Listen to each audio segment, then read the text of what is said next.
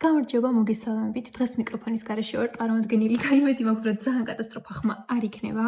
როგორც თამბიდან და ვიდეოსათაურიდან მიხვდით, დღეს გვექნება League of Legends-ის სამყაროს განხილვა მეგობრებო. ოღონდ ძალიან მოკლედ ზედაპირულად, იმიტომ რომ მინდა რომ რაღაც ვიდეოების სერია გავაკეთო და ყველაფერს სათითაოდ დეტალურად განვიხილავთ. ცალკე ჩემპიონებს ჩავუჯერდებით. ცალკე ჩემპიონებს ჩავუჯდებით, ცალკე აითემებს და მოკლედ ყველაფერს.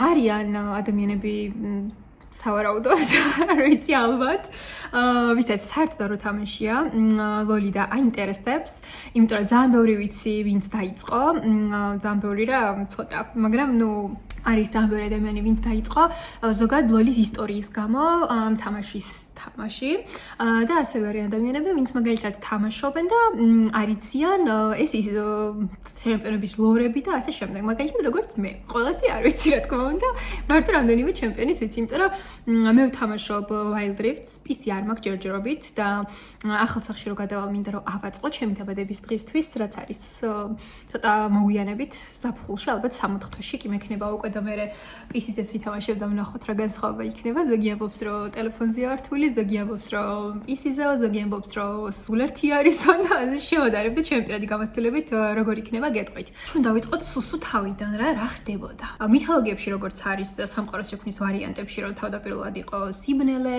უკუნეთი და არაფერი საერთოდ, ამ შემთხვევაშიც, ანუ ლოლის შემთხვევაშიც მსგავსად დაიწყო ამ რუნტერას შექმნა. ხო, ლოლის სამყაროს ქვია რუნტერა, ან რუნეტერა, ზოგი როგორ ეძახის, ზოგი როგორ, ჩემი აზრით რუნტერა უფრო ლამაზად ჟღერს, მაგრამ უფრო სწორი მე მგონი რუნეტერა არის. ხო, რუნეტერას შექმნა დაიწყო იქიდან, რომ სამყაროში საერთოდ არაფერი, ანუ არ იყო, სინათლე არ იყო, უბრალოდ იყო სრული სიბნელე და ეს არსებები ამ სიბნელეში არსებობდნენ უბრალოდ, მაგრამ წარმოიდგინეთ, ანუ არანაირი არაფერი სინათლე რო არ არსებობს, შესაბამისად არც სხვა არაფერი არ არსებობდა, ხო? ფიზიკურად გულისხმობ, ანუ ყველანი უბრალოდ ესე დალივილივებდნენ, ასე ვთქვათ, სიბნელეში რა და სავარაუდოდ თავიანთ არსებობას ვერც კი აღიქვავდნენ. და ამათი სიმშვიდე, ვინც ესე დალივილივებდნენ დაარღვია ერთმა პატარა სინათლის სხივმა, რომელმაც ამ სიბნელეში შემოაღწია. ამ აქაურობას ეწოდება უკვე Void-ი, The Void და ამას უკვე განვიხილავთ, იმიტომ რომ კიდე ამ რუნტერას სამყაროში, როგორც დაყოფილი იქნება ეს ხმელეთი, ასე ვთქვათ, ქვეყნებად, ისე არის დაყოფილი გარეთ ვიღაცები ლაპარაკობენ, იმედია ხმარ შეოდის. ეს სინათლის სხივმა, ასე ვთქვათ, ეს არსებები გამოაღვიძა და უკვე რუნტერას სამყაროში ეს ადგილი, ასე ვთქვათ, ვოიდად მოიხსენიება.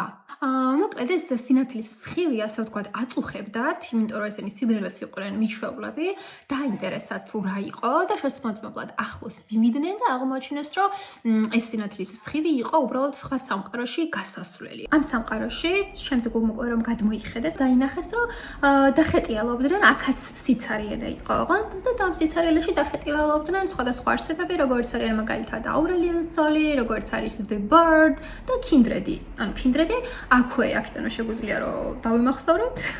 არის იგივე სიკვდილი, ხო? The Death და Kindred არის ერთი და იგივე. და ანუ ამ ახალ სამყაროში რაც აღმოაჩინეს, ანუ ბევრი არაფერი არ იყო და ერთ-ერთი ყველაზე ჩვენ რაც უნდა შევისწავლოთ, რაღაც გაკვეთილი ვით გამოვიდა. ჩვენ რაც გვაინტერესებს უბრალოდ ანუ ეს არის პლანეტა რუნეტერა, რომელიც არის ლოლის სამყარო, ხო? ხანახი კარგად რო გავიაზროთ, ესა იგი არსებობს ჩვენი სამყარო, ჩვენი რა, ლოლის სამყარო, ხო? და ანუ მის მიღმა კიდევ არსებობდა The Void. ამ ლოლის სამყაროში რუნეტერამდე არსებობდნენ სელესტიალები. ხო, რომლებიც შექმნეს ჯერ ვარსკვლავები, Aurelion Sol-მა შექმნა, ხო, ვარსკვლავები და ციური სხეულები და მისთვის რუნეტერა ერთ-ერთი ჩვეულებრივი პლანეტა არის. და Aurelion Sol-მა შექმნა ვარსკვლავები მოკლედ და სელესტიალები, ანუ ეს Aurelion Sol-ი სელესტიალი არის, Soraka არის კიდე სელესტიალი, ასევე The Bird. The Bird იცავს მაგალითად სიმშვიდეს, ასე ვთქვათ, და ბალანსს სამყაროებს შორის. ანუ მათ სამყაროს რუნებისგან შექმნეს ეს ჩვენი დედამიწა არა და რუნეტერა, ანუ პლანეტა, ასე ვთქვათ. და ანუ ამ სამყაროს რუნეტერაც შესაბამისად მაგიტო დაერქვა, იმიტომ რომ სამყაროს რუნებისგან შეიქმნა, ოკეი?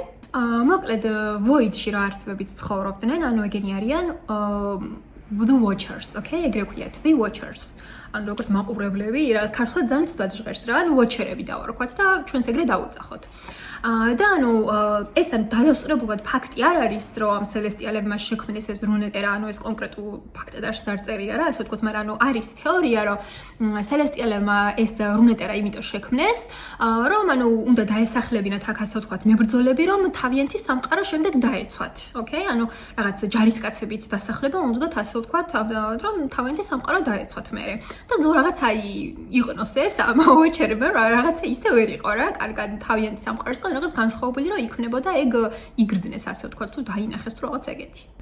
და ერთ-ერთი პირველი მოსახლეები იყვნენ ორნი, ოლიბიარი და ეს პერსონაჟები რა, ასე ვთქვათ, ანუ ყველა პერსონაჟი ერთიანად არ გაჩნდა, როგორც მაგალითად თამაშში ყველა პერსონაჟი ანუ ერთიანად არ გვყავს, ხო? ნელ-ნელა ემატება ახალ სეზონებში ახალი პერსონაჟები შესაბამისად, ხო? თავიდანაც სულ პირველად ამ პლანეტაზე დაასახლეს სელესტიელებმა ორნი, ოლიბიარი და რამდენიმე სხვა პერსონაჟი.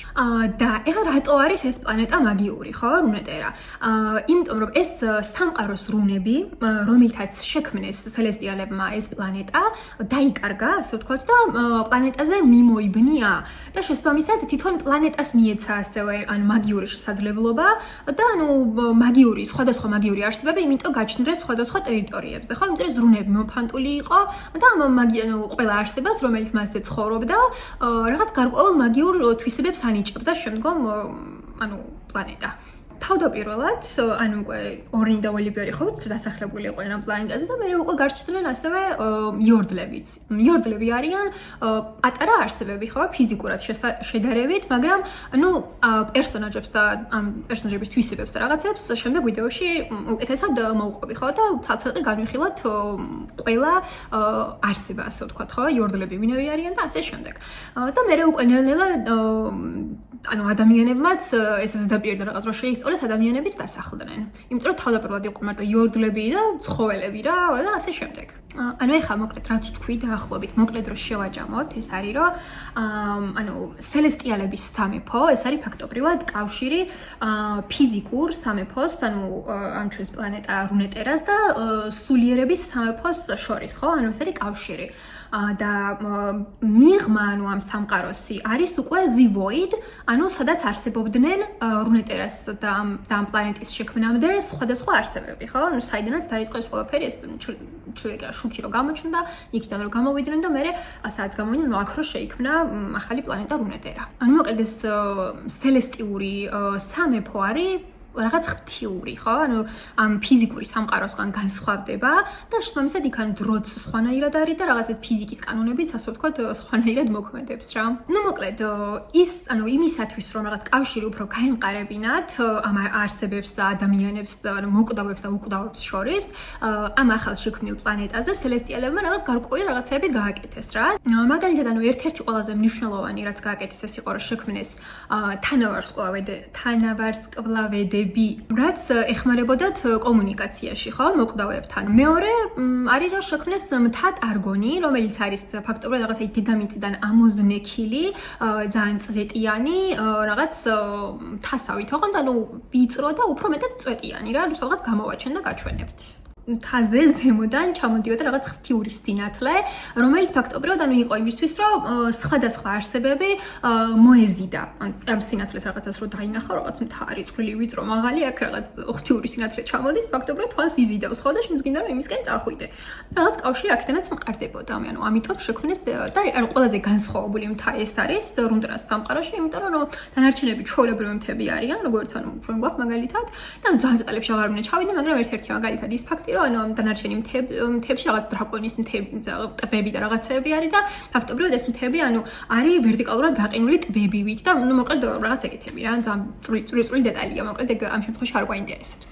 სელესტიალების იგი რაღაცებს აკეთებდნენ უკვე ამ კავშირის დასამყარებლად როგორც გავიგეთ და ანუ ამავე დროს ვოჩერები, რომლებიც ანუ ამ The Void-ში არიან და ამ რაღაც სინათლით შეწუხდნენ, ასე ვთქვათ, პარალელურ რეჟიმში რაღაც პატარა ნახრეტებს, რაღაც ეგრე ხო, პორტალებს აკეთებდნენ ანუ ამ სამყაროში, რუნეტერაში იმისთვის რომ ეგენის რაღაც დაკვირვებოდნენ და გაერკვიათ რა ხდებოდა რა და ანუ ეს ყველაფერი შეამჩნიეს სელესტიალებმაც void rift-ები ქვია ამ მეებს რა ქვია ნასვრეტებს, თუ რა ვიცი, მოკლედ პორტალებს ამ რუნეტერაში და მოკლედ მაგათაც დაინახეს რა ეს. და შესაბამისად უფრო მეტად დაკვირვება დაიწყეს. და ამ დროს დაახლოებით ამ პერიოდში, ანუ Aurelian Sols ზედმეტად აინტერესებდა, ასე ვთქვათ, რუნეტერა, აკვირდებოდა და ხედავდა, რომ ეს სამყარო რაღაც პაწუკა ადამიანები, ანუ Aurelian Sols ფიზიკურად ძალიან დიდი არის რა და Void-ის არსებები, ეს ვოჩერებიც, ანუ ფიზიკურად ძალიან დიდები არიან. და ანუ აკვირდებოდა, ანუ ამ პატარა არსებობს და ხედავდნენ, რომ რაღაცა თაყვანს სცემდნენ-სავით, იმიტომ რომ ეხლა შენ რო რაღაც ამ ხელახარდი ცაში რო რაღაც უზარმაზარი არსება გამოჩნდება, შესაძლოა რაღაც აღმერთი გონი ან რაღაც ეგეთი, ხო? და ერთ-ერთ ჩამოსვლაზე მთის წვერზე მცხოვრებმა ადამიანებმა, რაღაც საზოგადოებამ შესთავაზეს მას გვირგვინი, ასე ვთქვათ, რომ ანუ მე მაგეთ მეფე ყოფილიყო თუ რაღაც ეგეთი. რა თქმა უნდა დაეოსა, ეხლა რატომაც არაო, ანუ ამ მთის წვერზე ტარგონიანები ეწოდებოდათ ამ ადამიანებს, ვინც მთის წვერზე ცხოვრობდნენ, შესაძლოა მთის დასახელებიდან გამომდინარე და დათანხმდა მოკლედ და როგორც კი ეს გვირგვინი დაიდგა, ეგრევე ანუ გახდათ ყვერა ამათი და ვოჩერები ანუ ფიზიკურად იმენად დიდები იყვნენ რომ ამ რიფტებში ვერ მოგზაურობდნენ რა და სამაგიეროდ ანუ ისეთი რაღაც მოიფიქრეს რახან აინტერესებდათ ეს სამყარო და რა ხდებოდა მის შიგნით რომ ანუ ვიღაც ანუ გონებით უკავშირდებოდნენ ანუ ამ სამყაროში მცხოვრებ არსებებს და ფაქტობრივად მათ მხედველობად იყენებდნენ რა უკეთესად როგორ თქვა არ ვიცი მაგრამ ანუ იმათით ხედავდნენ და ჯაშუშებად იყენებდნენ ასე ვთქვათ და ანუ ოღონდ ეს რა თქმა უნდა მათგან გაუცნობიერებდა ვოჩერები ამას იმიტომ აკეთებდნენ, რომ აინტერესებდათ, გავიგეთ ხო, ეს მაგრამ ეხლა რაში აინტერესებდათ, ანუ იმაში, რომ რაც უფრო კარგად სწავლობდნენ რუნეტერაზე მცხოვრებ არსებებს, მით უფრო ძლევამოსილი არსებების შექმნა შეეძლოთ, ანუ მაგალითად სწავლობდნენ მოკლედ რა შესაძლებლობები ჰქონდათ და მაგის დამარცხების საშუალება იარაღ არსებებს ქმნიდნენ ასე ვთქვათ, პატარებს შესაბამისად რომლებიც გამოეტყოდნენ ამ void rift-ებში და შემდეგ იმებს აგზავნიდნენ. და ერთ-ერთი ყველაზე მნიშვნელოვანი არსება, რომელიც იყო, რომელიც გონებაც გააკონტროლეს, ეს არის ლისანდრა. იმიტომ რომ ფაქტობრივად ლამის მთლიანი პლანეტის განადგურება დამორჩილებაში შეეძლოთ მისი ძალების გამოყენება, იმიტომ რომ ერთ-ერთი ყველაზე ძლიერი არსება არის ლისანდრა, რომელიც არის ფლერიორდიდან, ანუ ეს ერთ-ერთი ფაქტობრივად შეცვალეთ, რომ ქვეყნებად რო იყოს რა დაყოფილი რაღაც ტერიტორიებად და ერთ-ერთი ანუ ეს არის ფლერიორდი, რომელიც არის ყველაზე ცივი და საშინელი, მოკლედ ანუ მთები და ყინულები და თოვლი და ანუ სიცივე და ის არის რა ქვია რა, როგორც სკანდინავია, ან გრენლანდია, რაღაც ეგრე რა, მოკლედ ძალიან ცივა იქ და ეს სამი დიდან ერთ-ერთი ყველაზე ძლიერი, ანუ ეს არის ლისანდრა. მოკლედ ანუ ეს სამი და მართავდა ფლერიორდს რა, მაგრამ ანუ ეს არ აკმაყოფილებდათ და სელესტიალების სამყაროს ანუ მართვაც უნდოდათ და ანუ ამ სითაფხედისთვის ასე ვთქვათ ყველა დას სათითაოდ რაღაც მიუსაჯა რა ერთი დამუნჯდა ერთი დაყრუდა და ანუ ლისანდრა დააბრმავეს რა სელესტიალებმა ზოგადად ხო იცით რომ მაგალითად რომელიღაც შეგრძნებას რო კარგავს ადამიანი სხვა შეგრძნება უმძაფრდება და ლისანდრას შემთხვევაშიც ეგრე მოხდა რომ დააბრმავდა შესაბამისად მას უფრო კარგად ესმოდა რა ისეთი რაღაცებიც ესმოდა რაც სხვებს არ ესმოდათ ან დროთა განმავლობაში ეს სმენა გაუმჯობესდა და სამყაროს მიღმაც ესმოდა რაღაცები, მაგრამ ანუ არ იცოდა რა ესმოდა და ანუ მას ესმოდა ვოჩერების ხმა. და მოკლედ ან დროთა განმავლობაში ანუ მათი ხმები რო ესმოდა შესაბამისად დაუკავშირდა მათ რაღაც და ანუ სჯეროდა რა უკვე ენდობოდა ამ ვოჩერებს. ვოჩერებმა ანუ ისეთ რაღაც გააკეთეს რომ თავიანთი რაღაც ანუ ვოიდის ძალა მიისცეს იმისთვის რომ ანუ ფლერიორდზე მცხოვრები არსებებისთვის მიეცა ასე ვთქვათ და სამაგიეროდ კიდე ანუ იმას ითხოვდნენ რომ როდესაც რუნეტერაში ჩამოსვლას ისინი გადაწყვეტდნენ, ქონდათ რაღაც უსაფრთხო ადგილი, სადაც ისინი დარჩებოდნენ. და ანუ ბოლოს ისე მოხდა, რომ გაუფრთხილებლად ჩამოვიდნენ ვოიდიდან ეს არსებები. და ლისანდრამ ანუ მათი ფორმა რო დაინახა, რა ტიპებიც იყვნენ, ანუ ინანა მათთან დაკავშირება, იმიტომ რომ მთლიანად სამყაროს განადგურება დაინახა რა მათში და ნუ მოკლედ რაღაცა ეს სიამოვნა მოკლედ რა და მე მიხვდა რომ რაღაც ორი არჩევანი ჰქონდა ან უბრალოდ უნდა დაეკიდებინა მოკლედ და განადგურებულიყო სამყარო ან ყველაფერი უნდა დაეკარგა რაც ჰქონდა აქამდე და გაყინა მოკლედ ყველა და ყველაფერი რაც ჩამოვიდნენ ასე ვთქვათ და ნუ ყინულებში მოაქცია რა და ზოგი ვოჩერი დაიღუპა ზოგი გაიქცა და ზოგი უბრალოდ გაიყინა რა ანუ მიხვდნენ ფაქტობრივად ვინც დაბრუნდნენ უკან ეს ვოჩერები რომ რაღაც ანუ დაბრუნდნენ უბრალოდ უკან მაგრამ ახალი ინფორმაცია უკვე აღარ ჰქონდათ რა